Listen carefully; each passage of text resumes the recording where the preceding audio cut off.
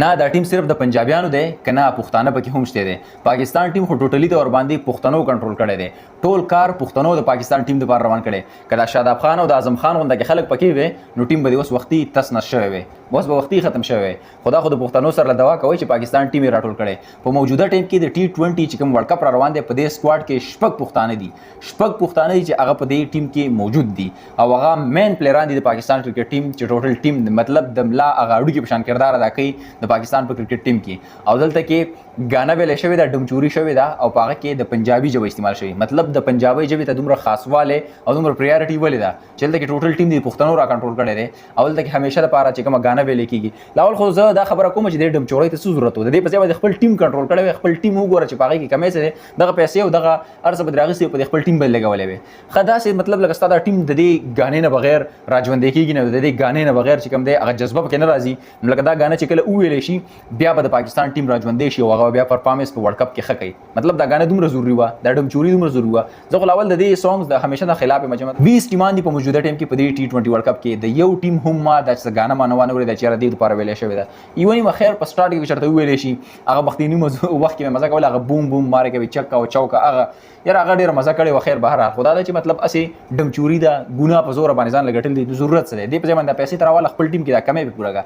ښه ستا ټیم دومره مضبوط دی چې د اسټرالیا نه مضبوط دی، د انګلینډ نه مضبوط دی، هغه خو چېرته کې دغه غانه مانه ونه ویله د خپل ټیم دپاره، بس راشي میچ وکړي. اصل شی میچ په میدان باندې لوبه کول دي. نو هغه دغه ما ونه لیدو.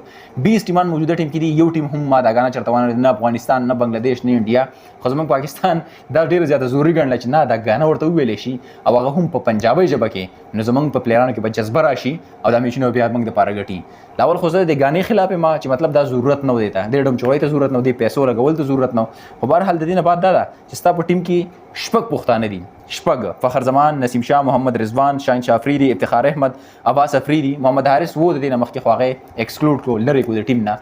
ستا ټوټلي ټیم په پښتنو راټول دی او دا مین کلاړی دي. اعظم خان ته دې وګوره بال نشي والی دا ولي پې وشتل غریبې کوم ځای ته یې ورساوه. خو بهرحال دا خبره نه کومه. بیا چې دلته کې د ایکویلټي خبره کوې که نه په ملک کې، نو ستا نیشنل لینګویج چې کوم دی ستا قومي ژبه اردو ده. پکار ده چې اردو کې د اردو یو څو ټکي په دغه نیشنل انتم کې شته دی صاحب چې کومه غانه ویلې.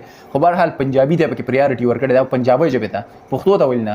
ستا په ملک کې نورې صوبې هم دي هغې ژبې ته پریارټي ولې نه ده میلاو شوې چې ته د ایکویلټي خبره کوې. بهرحال داسې کار نه کول پکار. تېر ځل هم په پنجابۍ ژبه کې دا غانه مانه ویلی شوې وه. دا اوس دې غانې ته ضرورت شته دی نه، زه دې خلاف یم. دې نه بعد که بیا هم ډېر زیات ضرورت دی وګڼي چې یاره پاکستان ټیم پلیران د دې جذبې نه بغیر راوچېدلی نه شي، دا جذبه په دې کې د غانې نه بغیر راتلی نه شي، د ډمچورۍ نه بغیر پکې دا کار کېدلی نه شي. نو بهرحال بیا دا وه چې داسې ساده الفاظو کې د نورو ژبو هغه استعمال او شمولیت پکې هم شوی، د پښتو ژبې شمولیت پکې هم شوی، ځکه چې ستا کردار ټوټل دلته کې پاکستان ټیم کې پلی کوي کوم کسان پښتانه. بهرحال ستاسو خپل سره د هغه سره هم کمنټ کې شامل کړئ. انشاءالله ملاویږو نوي ویډیو کې. د هغه د مال راکړي اجازه د الله په امان.